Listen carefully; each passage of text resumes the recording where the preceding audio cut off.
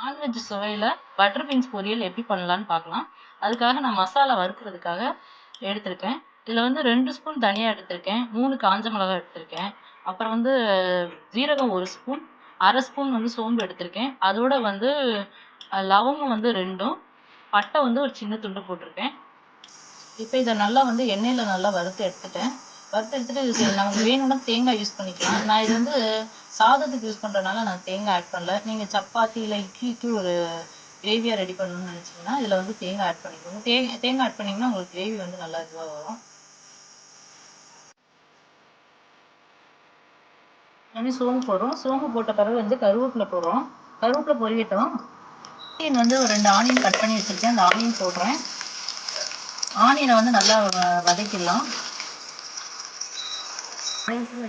இப்போ ஆனியன் வந்து நல்லா கலர் சேஞ்ச் ஆயிடுச்சு. இப்போ வந்து நான் என்ன பண்ணுறேன்னா தக்காளி வந்து 2 தக்காளி வந்து மிக்சியில் அரைச்சி வச்சுருக்கேன், அந்த தக்காளி வந்து இதில் ஆட் பண்ணுறேன்.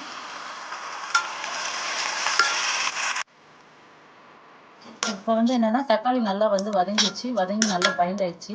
இதில் வந்து நான் வந்து தேவையான உப்பு வந்து இதில் நான் போட்டுறேன்.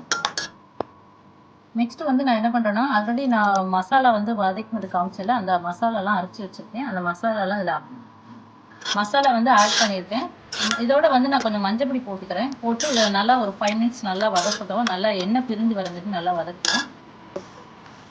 இப்போ இதில் வந்து நான் கொஞ்சம் மஞ்சப்பொடியும் கொஞ்சம் சில்லி பவுடரும் போட்டிருக்கேன். போட்டு அதையும் சேர்த்து ஒரு 5 மினிட்ஸ் நல்லா வந்து வதக்கிக்கிறேன்.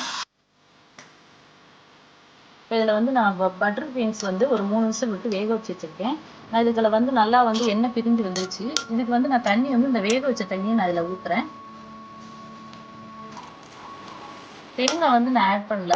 நான் இது சாதத்துக்கு ரெடி பண்ணுறதுனால தேங்காய் போடலை. இப்போ வந்து சப்போஸ் சப்பாத்திக்கு இட்லிக்கு நீங்கள் ரெடி பண்ணிங்கன்னா கொஞ்சம் தேங்காய் போட்டுக்கோங்க, கிரேவி வந்து நல்லா இருக்கும். இப்போ நான் வேக வச்ச பட்டர் பீன்ஸ் வந்து இதில் ஆட் பண்ணுறேன்.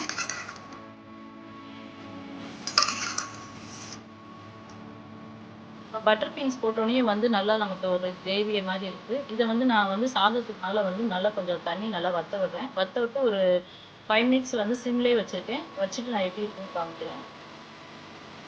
இப்போ வந்து நமக்கு வந்து கிரேவி நல்லா வந்து கலர்லாம் சேஞ்ச் ஆகிடுச்சு, நல்லா ப்ரௌன் கலரில் ஆகிடுச்சு, சூப்பராக இருக்குது. பார்க்கவே பாருங்க எவ்வளோ அழகாக இருக்குது பாருங்க. இப்போ வந்து இது வந்து டேஸ்ட்டு பார்த்தீங்கன்னா நல்லா கறி குழம்பு டேஸ்ட்டில் இருக்கும். அதாவது வெஜிடேரியன் சாப்பிட்றவங்களுக்கு இது வந்து ஒரு இதுவாக இருக்கும், நல்ல ஒரு ரெசிபியாக இருக்கும். நீங்களும் வீட்டில் வந்து ட்ரை பண்ணி பாருங்கள். மறக்காமல் D3 சேனலை சப்ஸ்கிரைப் பண்ணுங்கள். தேங்க்ஸ் ஃபார் வாட்சிங்.